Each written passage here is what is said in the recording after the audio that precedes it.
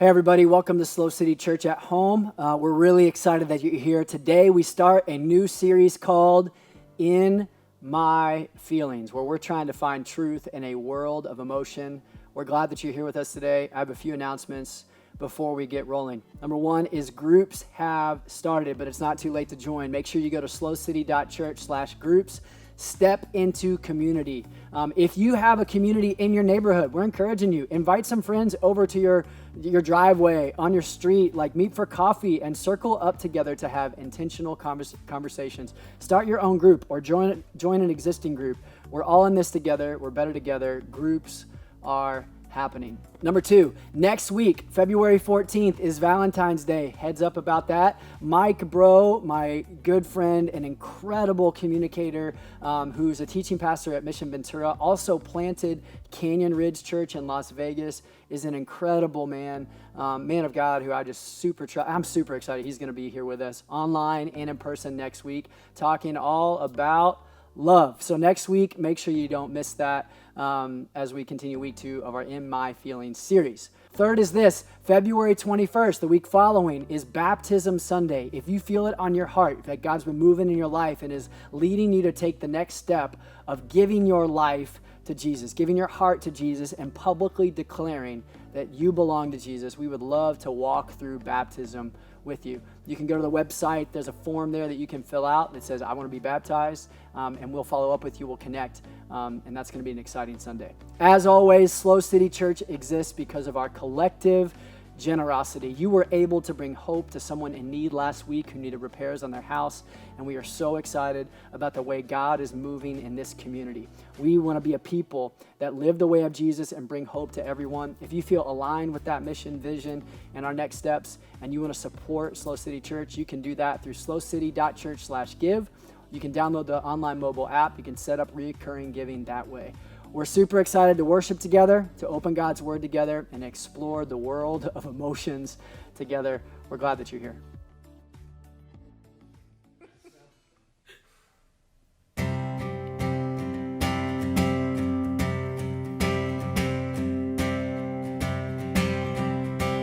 I was buried beneath my shame. Who could carry that kind of weight? It was my tomb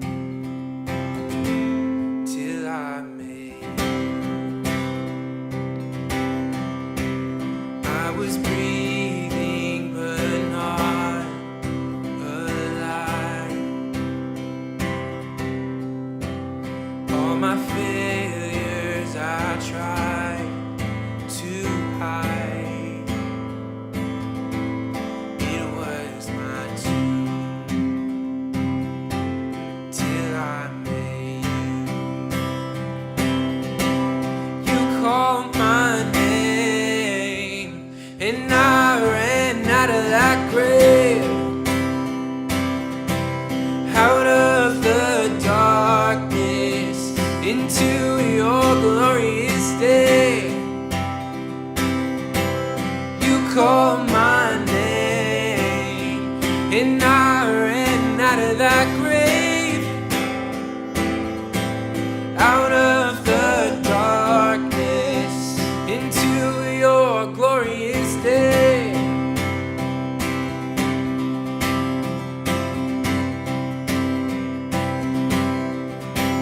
Now your mercy has saved my soul. Now your freedom is all that I know. The only knew Jesus when I met you. You called my name and I ran out of that grave, out of the darkness into your glorious day.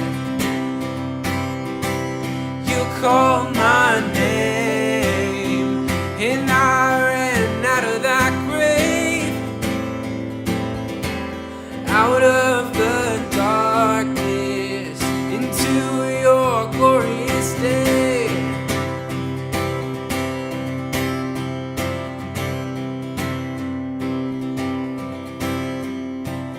I needed rescue, my sin was heavy, but chains break at the weight of your glory. I needed shelter, I was an orphan, now you call me a citizen of heaven. When I was broken, you were my healing, now your love is the air that I'm breathing. I have a future, my eyes are open, 'cause when you call my name, I ran out of that grave, out of the darkness into your glorious day. You call my name, and I ran out of that grave, out of the darkness into your glorious day.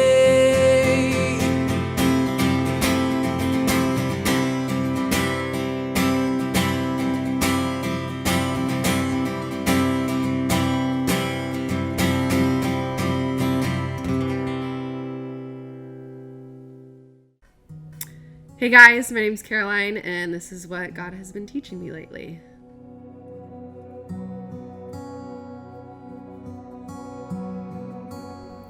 As I look back on the last year and a half, it's crazy to think what has happened. This past year and a half has been wild. Graduated from Cal Poly in 2019, started working in full-time ministry that fall with Crew Cal Poly. And I remember feeling so much excitement and vision and purpose for what the Lord had in store. I just remember feeling confident in where the Lord had me in that specific post-grad season of life. Right around that same time that I started the job, I was hit with the hard reality that a childhood friend from home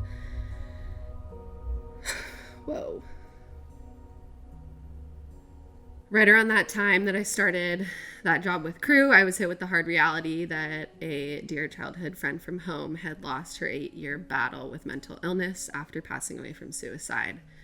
So in a season of life that was filled with so much transition and change, I experienced deep grief and loss for the first time in my life.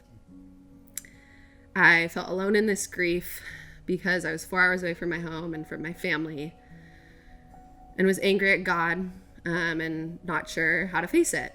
But the Lord taught me about his deep, deep compassion for me. My heartbreak was his heartbreak, and my pain was his pain. He knew everything that I was going through in that exact time. Looking back on that time, I knew that he cared for me so intentionally. He knew what my exact needs were, and his timing for the things to come were so perfect.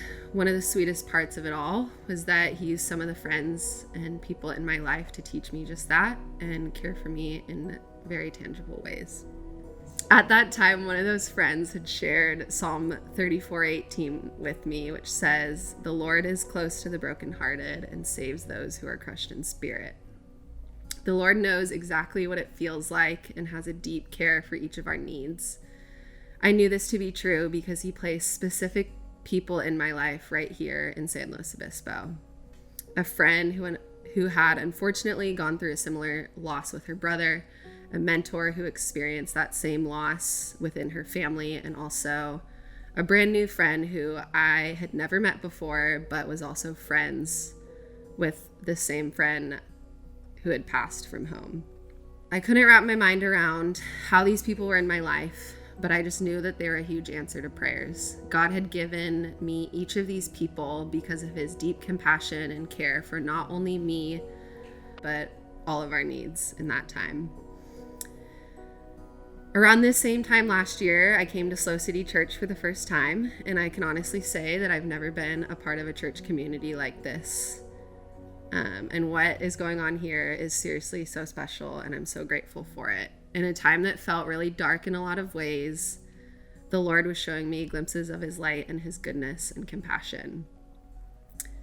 Lamentations 3 has continually been an encouragement to me the past year and a half. It says, "Yet this I call to mind, and therefore I have hope. Because of the Lord's great love, we are not consumed.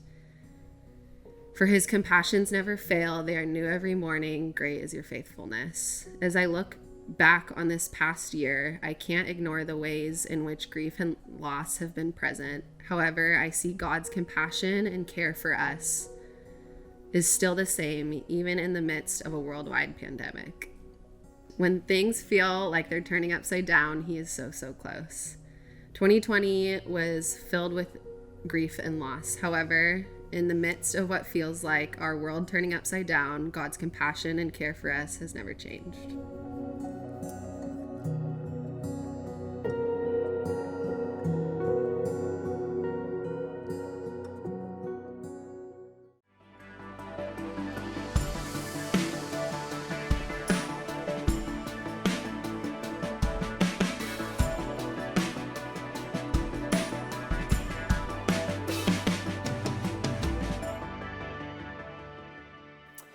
Hey everybody, welcome to SLO City Church at Home. My name is Brent and I'm humbled to be one of the pastors here. SLO City exists to help people find and follow Jesus, and this is a collection of people, online, in person, wherever you are, that simply desires to live the way of Jesus, to follow Jesus, and to bring hope to everyone. And this is a place where we say often, and we fully believe that everyone is welcome. And so no matter what your week is looking like, no matter what your life is looking like, if you feel like you're barely hanging on, or you feel really put together, you feel like you're riding high, or you're at the end of your rope, this is a safe place to just be together and look to Jesus. We're excited because we start a new series today called In My Feelings, all about emotions.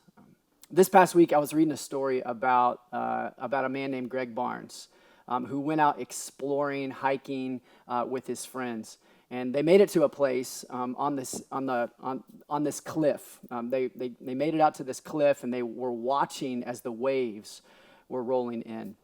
And Greg writes in this publication, he said he looked over to his friends, and they're taking in the scenery, and he just says, "Man, what a gift."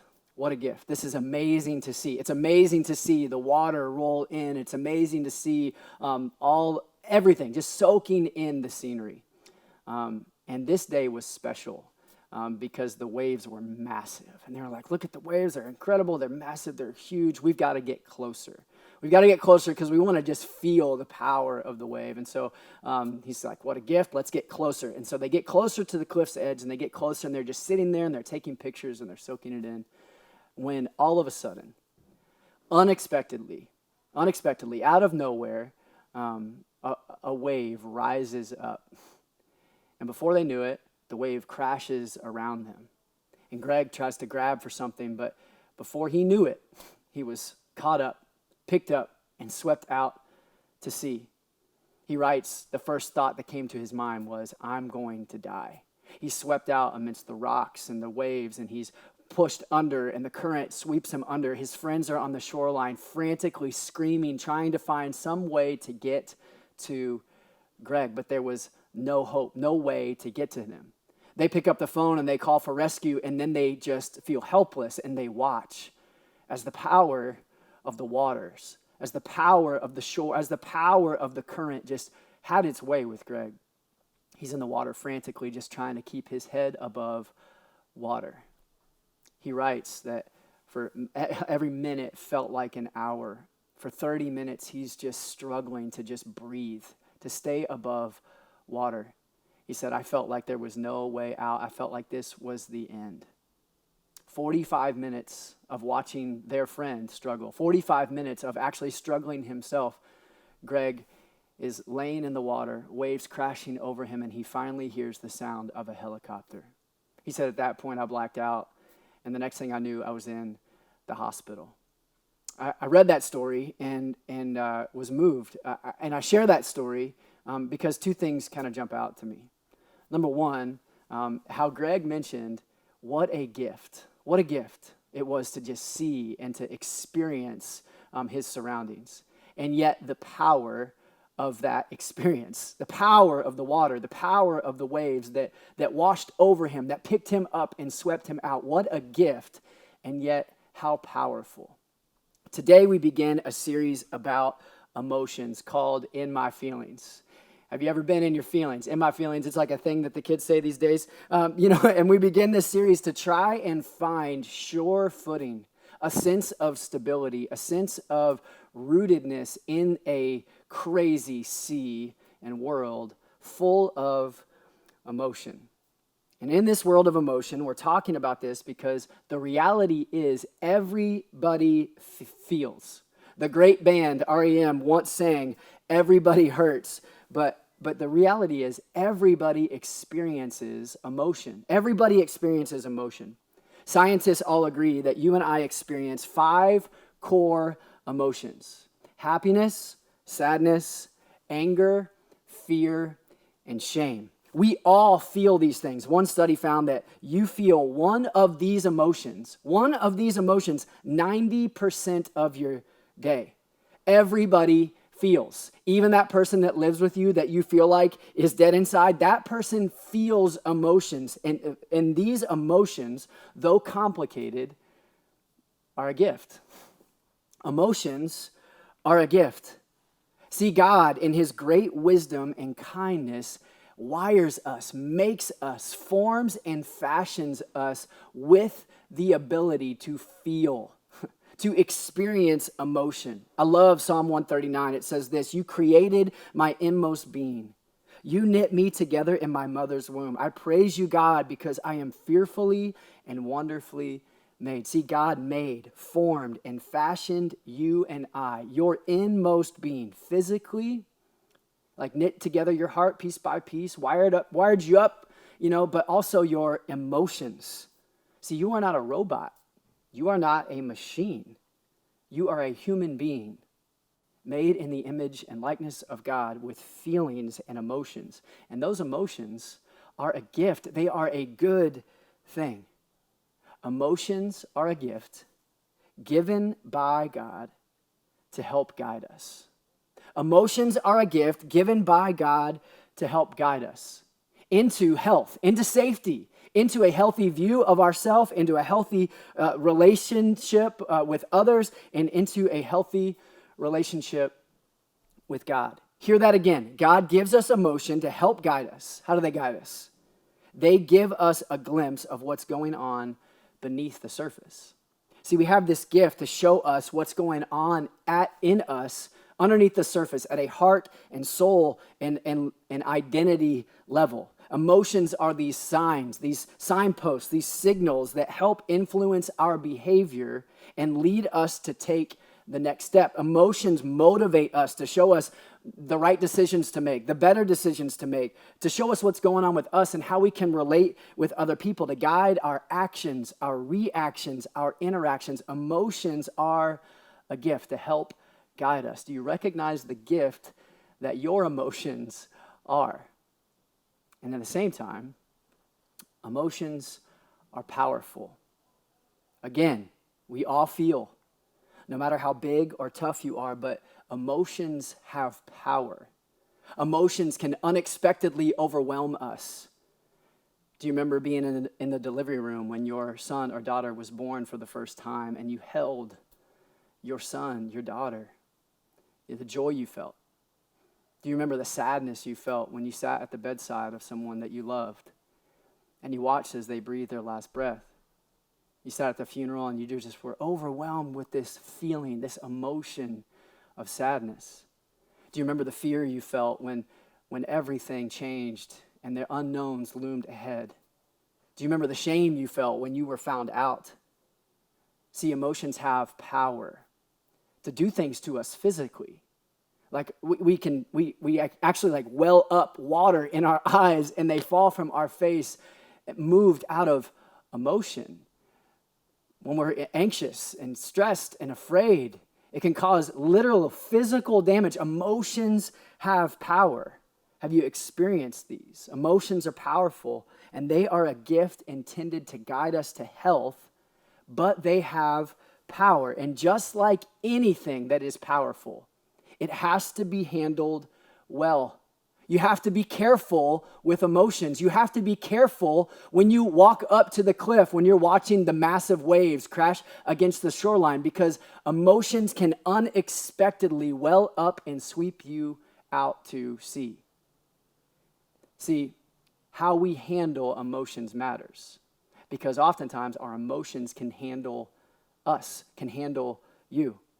Oscar Wilde once wrote, "I don't want to be at the mercy of my emotions." See, we get this. Emotions are tricky. If you don't control your emotions, then they can control you. And if you're living your life out of control, you'll never be able to make clear and rational decisions. Have you ever been all wrapped up in your emotions? Have you ever been all caught up in your feelings? I remember when I was in third grade, my teacher's name was Mrs. Stuppy. And I remember Mrs. Stuppy because I had one of the greatest emotional breakdowns of my entire life to date in third grade. See, third grade, I did all my homework. I turned in on my homework. I got good grades on all my homework. And then when the homework was returned to me, I threw it in the garbage. But I neglected to read the instructions at the beginning of the year to collect all of my graded homework and put it in my homework folder. My mother received a note at the end of the year, 2 weeks before school was out, that said, "Hey, it's time to turn in your son's homework that he has saved up for the entire year." I didn't have it. We begged, we pleaded for mercy. We said, please, some understanding. I'm in third grade, for like goodness sake, like, can you help us out here? Can you show us some leniency? You have the grades. And she stuck to her guns. She said, turn in the folder. And what happened in my heart and in my mind and in my life was I completely unraveled. Night after night, my mother and I sat at the kitchen table. We still talk about it to this day. And I had to redo every bit of homework for the entire year. I was manic, I was depressed, I was here, I was there, I was breaking pencils, I was screaming, I was yelling at my mom, I was angry, I was sobbing, I was growling at my siblings. I had become this irrational human being that was unable to put simple thoughts down on a paper. I couldn't do math, like simple math. I couldn't do any of these things because I was just all caught up and swept out by my feelings, by my emotions. I could not control myself. Have you ever found yourself there as a kid, as an adult, unable to make clear and rational decisions? Have you ever been there? See, we all feel. We all have emotion. Emotions are a gift. They are real. They are a gift to help guide us, but they are powerful. Can I ask you, how do you handle your emotions? How do you handle your emotions? Or do your emotions handle you? When I step back and I look at my life and I look at the tendencies I have, and when I move through this world and interact with more and more people, I think we have a few tendencies in the ways that we handle our feelings, in the way that we handle our emotions. Number one is this. We can easily chase the feeling. We can easily chase the feeling and act out emotionally. Like third grade me was really caught up in my feelings and in my emotions. I just lashed out in my anger. I was overwhelmed with my sadness. I was overwhelmed with my shame and my guilt, and I could not see clearly. And I think we see this culturally. We see this even personally. It's really easy to chase our feelings and just live out our feelings. I feel anger, so I'll just follow it and act out in anger. And it's what I feel, so it's what I do. It's common in our world today to just chase what feels good. That felt good to me, so that must be the most true thing. So I'm going to just continue to chase that feeling, and I'm going to chase after that, and I'm going to chase after this. I was watching a movie the other night with my kids where one of the characters in this kids movie said, I'm too progressive to apologize. And I thought it was fascinating that literally, like that thought is pervasive in our culture. That what I feel is so true that if I act out on my feelings, I shouldn't apologize for that. And so it's this idea that chasing out my feelings means I'm going to just chase this to the end. If I feel lust, I can chase it. If I feel love, I'll just chase it. If I feel anger, I'll just chase it. If I feel happiness, I'll just chase it. If I feel shame, I'll be overwhelmed. And we just chase these feelings. Sometimes they're really good things, and sometimes they're really bad things. And we just live out of this emotional roller coaster where we are driven by emotion. But there is a danger to this. See, you and I can get swept up, caught up. We can get caught up in love, where we feel a certain thing and we just get caught up and swept up. We can get caught up in lust, where we can just feel a certain thing, a certain desire, and get caught up and just get swept up. And we can get caught up in anxiety and stress and fear and panic and bitterness and shame. We can get caught up in those things, and they can just be these monster waves that we just chase and we live out of. James writes this. He said, each person is tempted when he is lured and enticed by his own desire. See, we have a tendency to be tempted and lured and caught up and enticed by our own desire. These desires, these feelings, are they real? Absolutely. Are they the most true thing about us? We got to be careful. Emotions are a gift. They show us what's going on beneath the surface. They are there to help guide us, but they can easily entice us and drag us away so that we become slaves to the feeling, slaves to the emotion, slaves to our desire, and we have a tendency to chase them and get swept away. Second thing I kind of see is that maybe you're the person that's not like third grade me. Maybe you ignore the feelings and the emotions and you stuff them down deep. Maybe you've been through something really difficult or really painful, and you say, I don't even want to feel that pain. I don't want to feel that shame. I don't want to feel that thing. I don't want to face it, so I'm just going to stuff it down deep. Just feeling it all together, I don't want to do it. I just want to ignore it. And somebody once said, buried emotions come back to bite you. Buried emotions come back to bite you. Haven't you found that to be true? That when we stuff emotions down deep, that when we bury, what we bury alive will come back alive and lash out, usually in a time of stress or pressure. We see people chase emotion, like chasing that feeling, or we see people just ignore the feeling and the emotions altogether and stuff it. You chase it, and you can easily be swept away. You ignore it, and it always finds a way back. The writer of Hebrews says this is where bitterness comes from. He says, see to it that no one falls short of the grace of God, and that no bitter root grows up to cause trouble and defile many. See, when we ignore our feelings, when we stuff our feelings, it can cause trouble and bring harm, defile, and can bring destruction to many. Both of these tendencies we see everywhere today. And this is no judgment, like we're here just having a conversation, but both of these tendencies, chase the feeling, ignore the feeling, both can lead us to a place of emotional unhealth or emotional immaturity. I've been reading a lot about this recently, just as we all are navigating an emotional year, an emotional stretch of life, and being a dad, and being a husband, and being a leader, and being a pastor. I've been reading about this because I want to strive to be emotionally healthy. But I was reading characteristics of the emotionally unhealthy or immature person, and again, no judgment here, but I thought this was super helpful. The emotionally immature person is one who does this.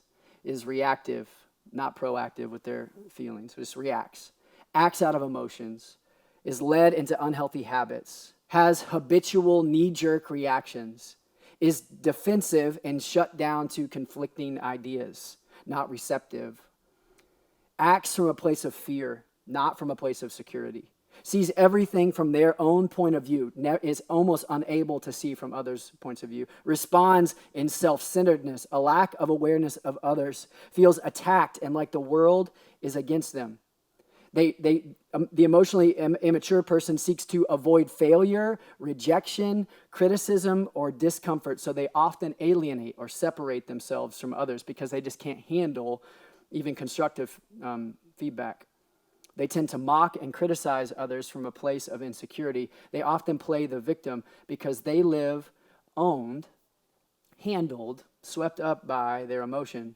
They're either chasing it or ignoring it. Can I ask you again, how do you handle your emotion? Do you handle your emotions in health, or do they handle you? Do you find yourself chasing emotion and acting out, or do you find yourself just trying to not feel much at all, ignoring those emotions? And do you see room to grow? Do you see room to grow? I do. Do you see room to grow? And what if there's a better way? See, we do not want to be people who live in unhealth. You don't want to be unhealthy physically. You don't want to be unhealthy relationally and have unhealthy, immature relationships. And you don't want that emotionally, because all those things affect our relationship with God spiritually. We want to operate as whole people, healthy people, not ignoring our feelings, but guided by them, seeing them as signposts of what's going on beneath the surface so that we can step into health. And so that means we listen. We don't ignore, we don't chase, but we listen to what we feel. Pete Scazzaro is a counselor, psychologist, pastor, wrote this emotionally healthy spirituality kind of series, emotionally healthy spirituality, emotionally healthy leadership, and many others. And he has this powerful quote. He says, ignoring our emotions is turning our back on reality. Listening to our emotions ushers us into reality. And get this, and reality is where we meet God. I'm going to read that one more time. Ignoring our emotions is turning our back on reality. Listening to our emotions ushers us into reality, and reality is where we meet God. So we want to meet God today and for the next several weeks in our feelings, with what we feel, with our emotions, and we want to look into the reality that brings us to steady, stable ground that can be an anchor for our soul, so that you and I would not live in emotional unhealth. We would not live in defensiveness and sharp words and tones and passive aggressiveness, but that we would step into emotional health. And we're going to do that by looking at the scriptures. So today we're going to look at the scriptures really quickly at the end of our time together to see a life-altering idea that the Apostle Paul rolls out for those he's encouraging. Now remember, Paul, stick with me here, this is important. Paul the Apostle has a pretty fiery past. He is a super passionate person, and early in his life, he was brutal. He was harsh. He was very convinced that his ideas were the right ideas, were absolute ideas, and so he tore off chasing after those who disagreed with him. There was this inner rage, religious rage at that led him towards Christians. And so he imprisoned men and women and children, and he stood leading the charge to see followers of Jesus stoned to death, murdered, imprisoned, and it was intense. And then, everything changed when he ran into Jesus. Now get this, his emotions didn't change. We all feel the same emotions. He didn't stop feeling a certain way, but how he handled his emotions was different. How he handled his emotions changed. Hang in there with me, because Paul meets Jesus and finds purpose and perspective. He has a passion to tell others about a hope for everyone, and he grows to take a different posture, a different approach to what he says and does. He isn't just flying off the handle, chasing his emotion. He isn't just growing and seething bitterness. He handles his feelings, his emotions differently through this lens of following Jesus. And he plants this church in this town called Corinth, who had all these varying philosophies and ideas.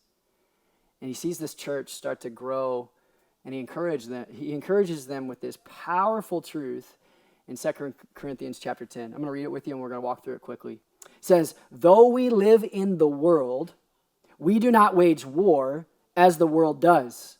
The weapons we fight with are not the weapons of the world. On the contrary, they have divine, godly power to demolish strongholds. We demolish arguments and every pretension that sets itself up against the knowledge of God. And get this, and we take captive every thought to make it obedient to Christ. I want to walk through this like kind of verse by verse really quickly. Paul writes these simple truths. We live in the world. Like, this is not a simulation. This is not virtual reality. Your emotions are real. Our interactions with people are real. This is pretty self-explanatory. We live in the world. And then he says, and there is a way of the world. The way of the world is this war of words and this war of emotions. Life in the world is difficult to navigate, because there are feelings and there are emotions and there are differences and there are all of these things that wage war and seek to divide us. Paul kind of writes, this is not our way. So we live in the world. There is a way of the world. There are weapons used in the world. And Paul says we don't use these weapons. I love what the Message says. It says, the world is unprincipled. It's dog eat dog out there. The world doesn't fight fair, but we don't live or fight our battles the way that the world does. Never have and never will. The tools of our trade, catch this, aren't for marketing or for manipulation. Have you seen that in our world, in our relationships, in the workplace, at school, in your home, where the ways of the world seem to make its ways into our relationships, and even how we see ourselves, and the ways of marketing and manipulation? We see a world today that is driven and led and enticed by emotion. If we can drum up fear, we can control this group of people to react out of fear. If we make people angry enough, we can get a response. If I could just live out of my anger, my resentment, my rage, we see this every single day, and we see that it's used to manipulate. Have you ever known someone who is emotionally manipulative? Maybe with guilt. They use guilt as a manipulator, as a motivator to help try and get you. They use anger, they use fear, they use all of these things. Like, we see these ways in the world. I mean, look at marketing. Everything you see on your screen says, I'm trying to get you to feel something so that you are motivated to buy this something. Our world uses these tactics of emotional manipulation. And Paul says, this is not our way. If you follow Jesus, we live the way of Jesus. And then he lays out this life-altering principle that I want you to chew on for a bit. This has helped me so much in my own conflict and stress and fear and anxiety and sadness and in life in general. And I want you to get this. Hang in here with me. I want you to get this line. He says, take captive every thought to make it obedient to Christ. Take captive every thought to make it obedient to Christ. See, this is the opposite of the ways we see of chasing emotion and ignoring emotion. We see, this is literally countercultural to what we see in the world of manipulation and marketing. I just want you to feel something so that you do this. This is not being handled by our emotions, swept up like a wave crashing over us and dragging us out to where we're just a slave to the feeling. This is handling our emotions by doing something specific with it. He says, take captive every thought and make it obedient to Christ. I love what Eugene Peterson writes in the Message translation paraphrase of this verse. It says, get this, fit every loose thought and emotion and impulse. Fit all of those loose thoughts, emotions, desires, impulse into the structure of life shaped by Jesus Christ.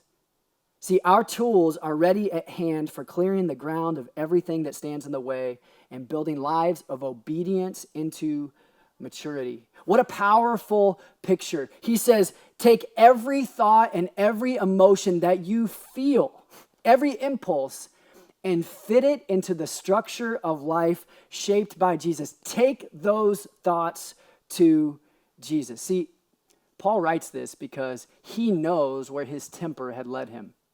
Paul writes this because he knows that those feelings of shame and guilt, how they could overcome him. Paul writes this because for much of his life, he was led out of this fear of displeasing someone or not getting it right.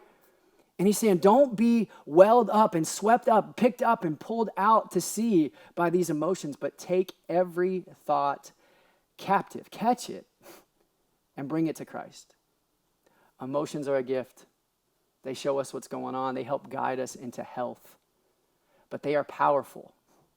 they are powerful. They can pull us out to sea, and we can find ourselves in a world of emotion, in a sea of emotion, just trying to gasp for breath or just feel the next thing.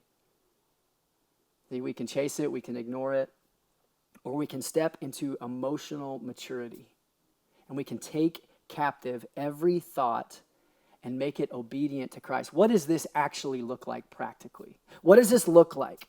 I just want to walk through a couple steps, and then we're going to wrap up together. The first step is to ask, what am I feeling?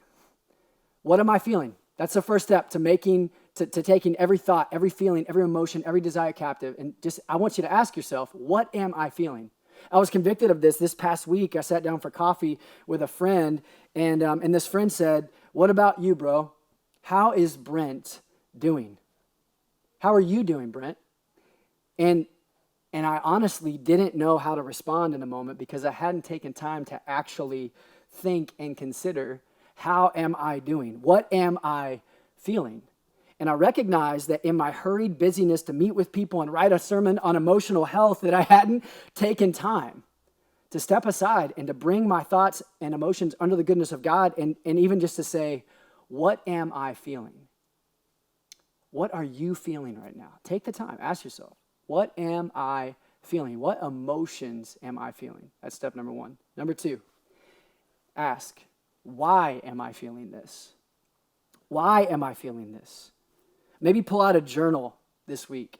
Take a walk, unplug for a bit, look at what you are feeling, and then ask, what is it that's making me feel sad? What is it that's making me feel angry? And don't just go surface level. It's politics. Don't just go, it's how I was spoken to.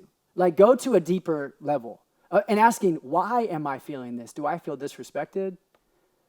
Do I feel unloved? Do I feel unseen? Do I feel infatuated? Why am I feeling these things? What am I feeling, and why am I feeling? Why am I angry? And try to get to the root of why you're feeling that emotion. Number three, ask yourself this question. Where is this emotion taking me? What am I feeling? Why am I feeling this? And where is this emotion taking me? Are my emotions leading me to shut down, to self-isolate, to alienate myself, to withdraw, to grow bitter with that person or this individual, to lash out? Are my emotions drawing me closer to prayer and life with God? Are they pulling me away into bitterness, into anger? Like, are my emotions taking me to a place of implosion where internally I'm just falling apart? Or are they causing me to explode on my kids, explode on my wife, explode on that coworker? Are they causing me to pull away from people? Or are they leading me to a place of maturity and health? See, God is the God of your emotions. He made you with emotions. They're a gift. They are powerful. And he asks you, take some inventory. Take your temperature this week and say, what am I feeling? Why am I feeling this? And where is this taking me? And when you say, where is this taking me, you can make the conscious decision to say, I'm taking my emotion to Jesus.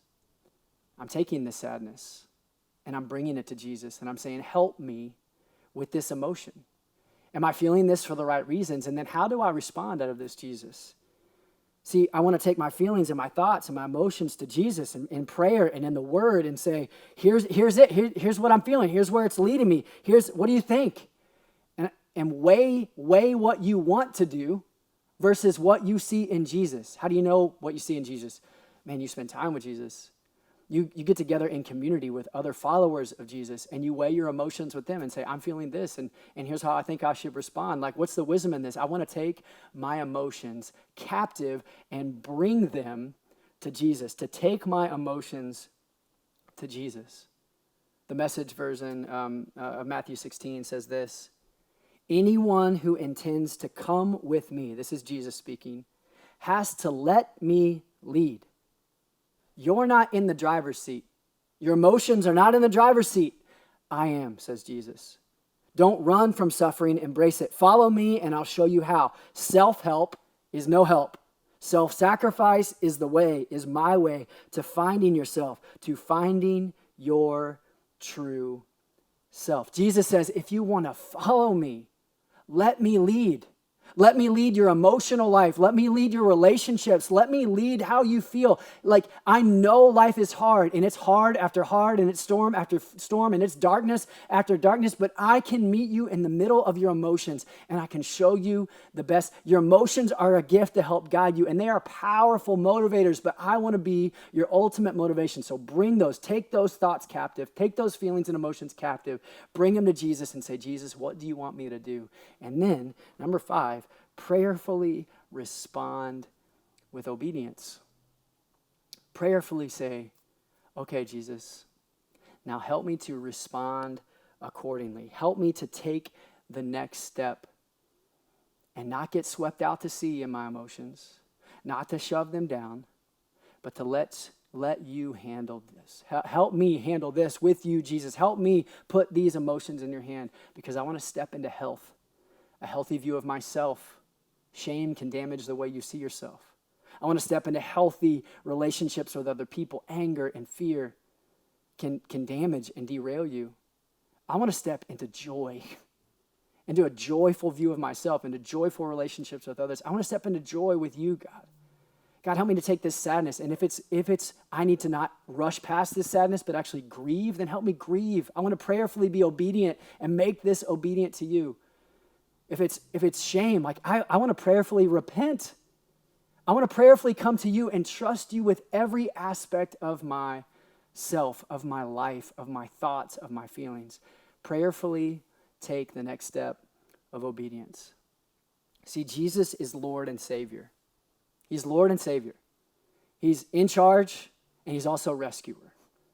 He is God of all gods, and he is also Messiah, and he makes you, and he knows you better than you know yourself. He loves you, and he rescues you, and he wants to lead you he wants to lead you and grow you to maturity as you walk with him. What's the next step for you? Maybe it's saying, Jesus, I need you to meet me right here in my feelings, in my emotions.